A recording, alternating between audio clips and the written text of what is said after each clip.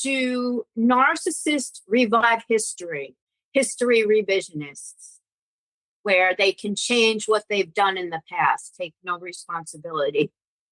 That's a tricky question, okay? Because when you get close to these people, the question then becomes, are they revising history, or did they see history through a different lens? They didn't see history through the same lens, let's say, the same reality as you may have seen it. So like if we take that as an example, you have a different history than they do. So are they revising history, or are they just living history through a certain lens in terms of what they've experienced as they went through it?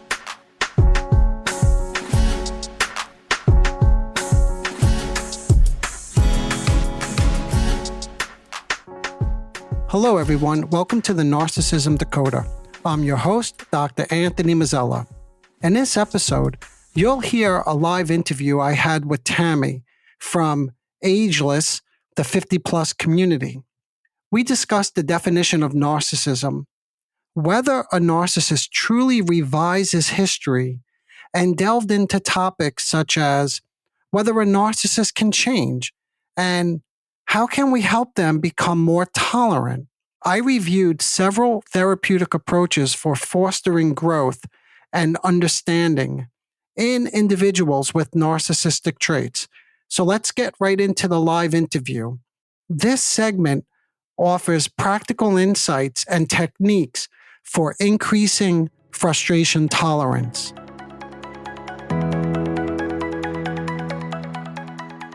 So we can start with one of the first things that I have is they say that they cannot change their behavior. Mm-hmm. Okay. So coincidentally, I just got a phone call this afternoon with a couple who want to know they're in couples therapy and they're not getting anywhere. They've been there for a few years. And the therapist told them that they may need somebody with a bit more, like a higher level of expertise with personality disorders.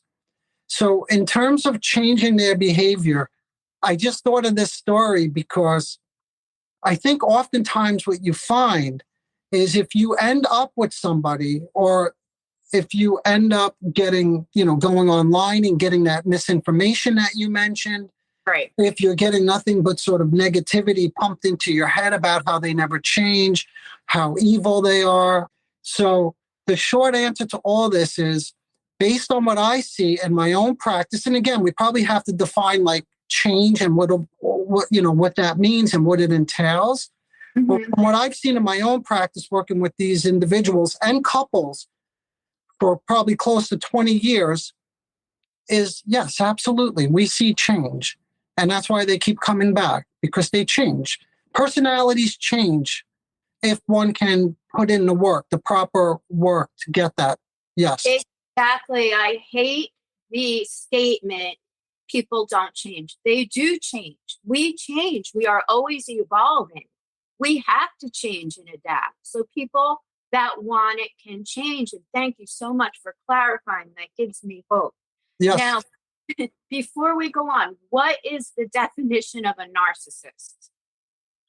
Okay, so again, depending on where you look and sort of what theory you subscribe to, there are many different facets of narcissism. In other words, it's not just the grandiosity, the arrogance, the lack of empathy. I mean, I think anybody who thinks of narcissism probably knows all sort of the stereotypical descriptions of them. But right. What I like to highlight is one thing that I think is most important when thinking about narcissism, which is known as the grandiose sense of self. That is the most important part. And what that is, if I could describe it, it's like a structure where it's a structure that they subscribe to, which leads them to believe that if you think of the grandiose narcissist, for instance, that they're always striving for perfection. They're above people. These are the ones that have a sense of arrogance, right? Entitlement, the lack of empathy. So it's really the grandiose sense of self that holds or sort of puts all that together. If I could say this again, I would describe the grandiose sense of self as a core feature of narcissism, characterized by an inflated self image and an exaggerated sense of one's abilities and achievements.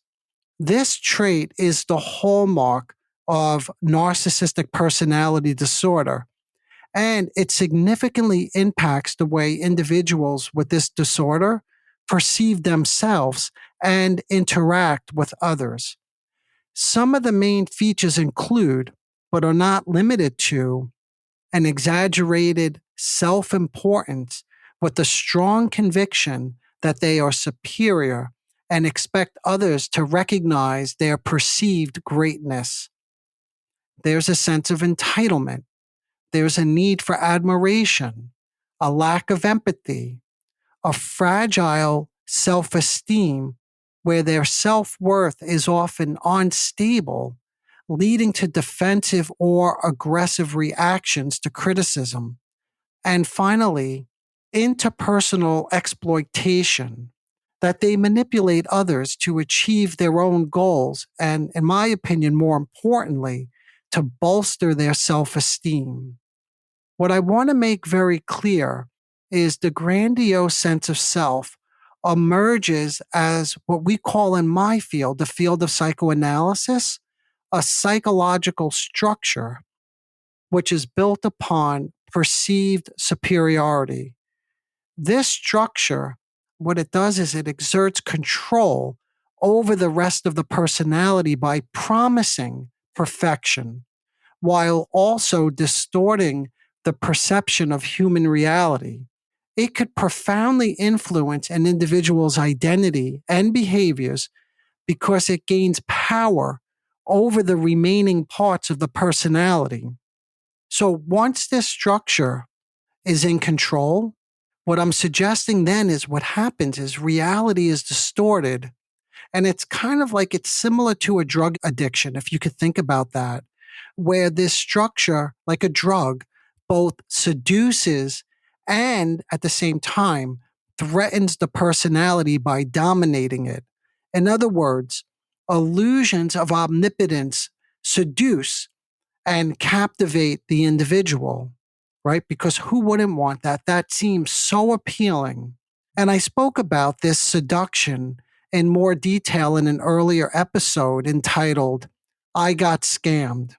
The main point was that when individuals become entrapped in this structure, this grandiose structure, the promise of greatness, wealth, beauty, you could fill in the blank here.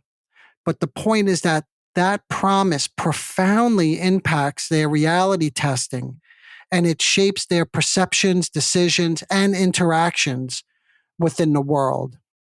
Another way to think about this structure is the more one needs to escape the anxieties of life or feelings of inadequacy or worthlessness or emptiness, the stronger and more convincing this organization becomes, and therefore the less they are in touch with reality. Again, it's still a loss of reality, but rather than just it being a seduction, seducing them into, believing that they can achieve this godlike status, this greatness, now we're saying it also helps protect against deeper feelings that are very painful.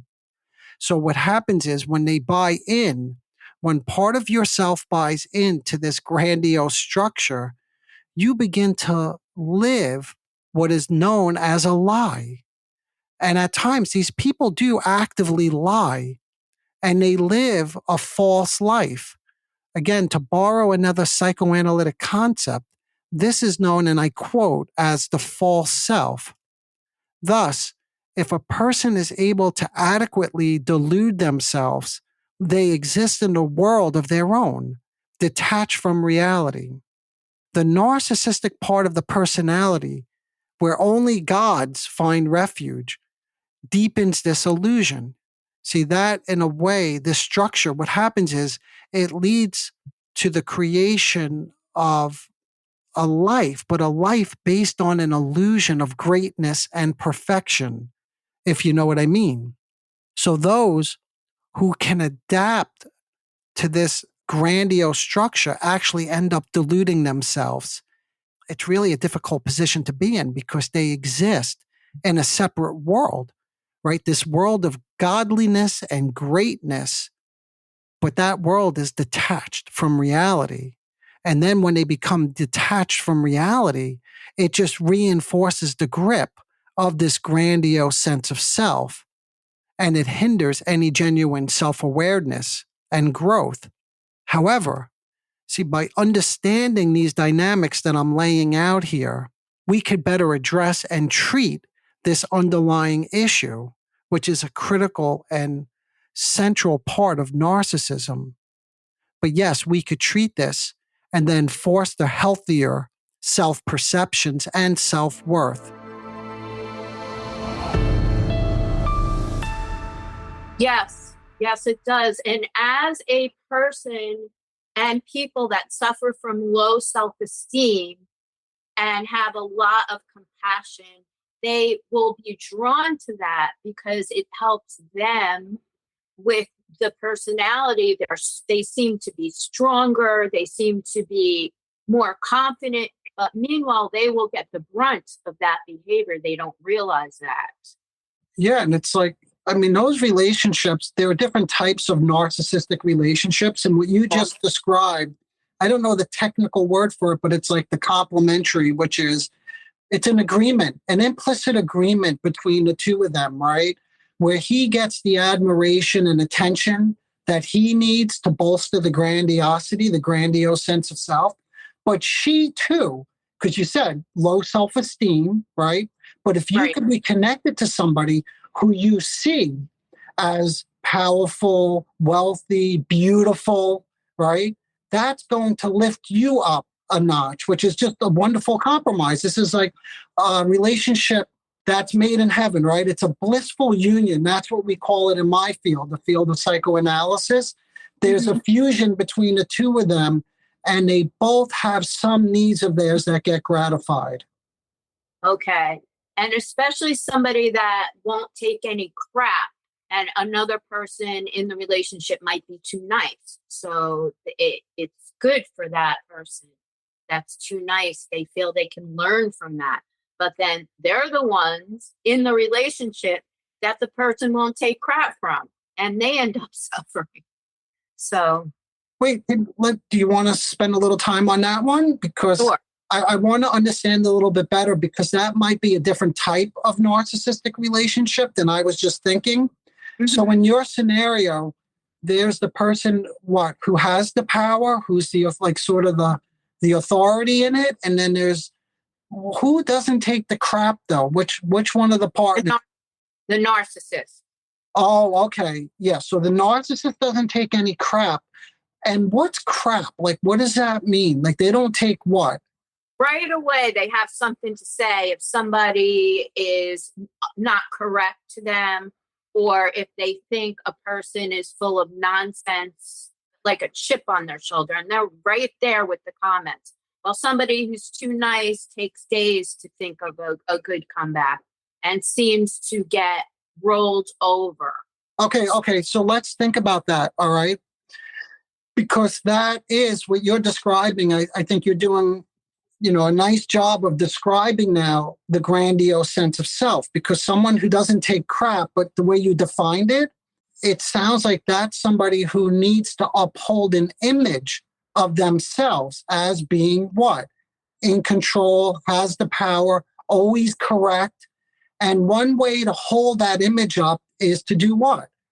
To look down at the other person, to devalue them. They never have the right. That's why they have to jump on them, you said, if they don't have the correct answer, let's say. Because the narcissist will always have the correct answer. Okay. I've got that. And also, do narcissists revive history revisionists, where they can change what they've done in the past, take no responsibility? That's a tricky question, okay? Because when you get close to these people, the question then becomes, are they revising history, or did they see history through a different lens? They didn't see history through the same lens, let's say, the same reality as you may have seen it. So, like, if we take that as an example, you have a different history than they do. So are they revising history, or are they just living history through a certain lens in terms of what they've experienced as they went through it? I don't know if that makes sense, but we could play around with that one a little bit if I'm not making it completely clear. No, go ahead. Yeah. So I would say they're not revising. In some situations, they may not necessarily be revising the history, but they just have a different history because of a different experience. Okay. Interesting. Yeah. And also, I found that some narcissists were raised with neglect, while others were the golden child and could do no wrong. I've met two that were, one had very bad neglect in his past and became narcissistic. The other one could do no wrong. Are those two characteristics that make a narcissist? Let me just speak to that in a general way, and then if you like, we could get into it more deeply. And this is going to be surprising to you, and I think to your listeners.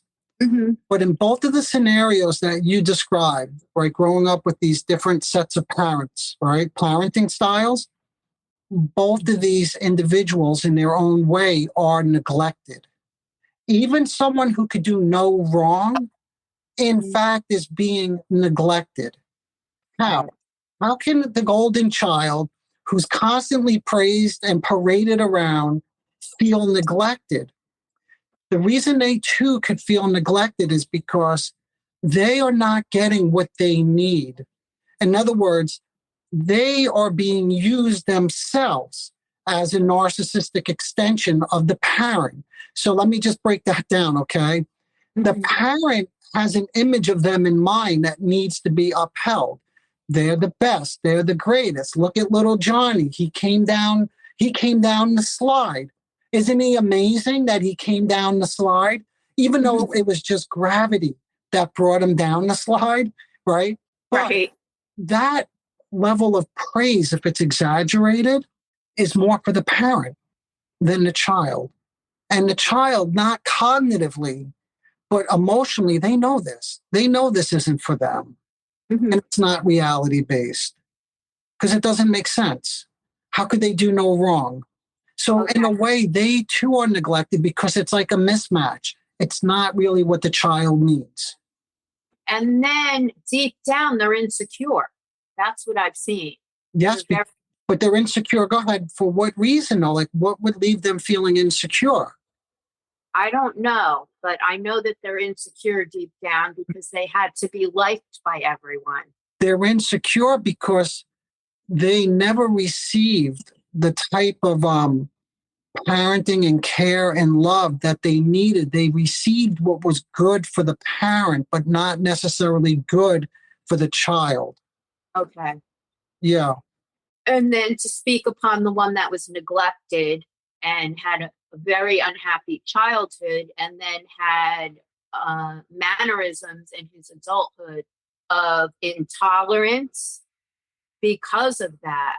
We all have trauma. Some heal and become too nice, become empathic. Others become cruel and very intolerant of behavior. Is that a narcissistic trait? Being very intolerant and not compassionate. Yeah, this is okay. So this is, again, remember earlier you had asked me to define narcissism, and I put a little bit of focus on the grandiose sense of self. Mm-hmm.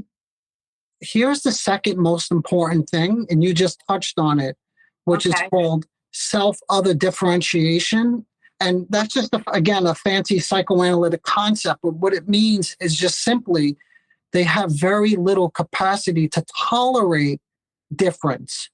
Okay. So if you have a different opinion or whatever you're doing that's different, right?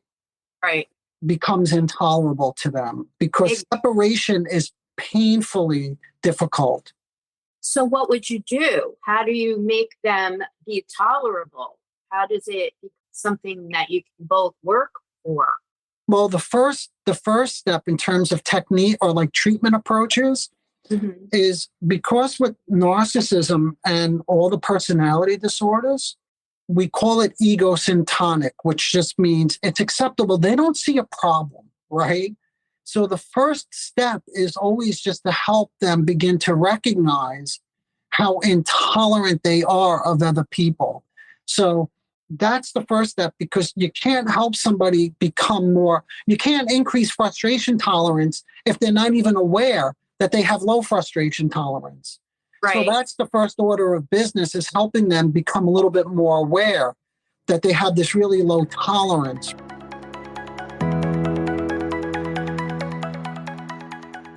Thank you for joining me today. If you're interested in hearing more of this interview, please subscribe to this channel so you don't miss the next episode, where I demonstrate through a spontaneous role play how I would work or talk to someone who is angry and attacking. If you're interested in hearing more about Tami's work, please see the link below to her podcast. As always, if you have any questions or you want to share your thoughts, please feel free to reach out. Until next time, bye for now. Disclaimer alert. The Narcissism Decoder podcast is provided for general information purposes only. The content presented in this podcast is not intended to diagnose, treat, or cure any psychological condition related to narcissism. The content on this podcast should not be considered a substitute for professional medical advice, diagnosis, or treatment. For specific advice pertaining to narcissism or any other psychological condition, you could reach me directly. I am an experienced mental health practitioner who is always taking on new patients.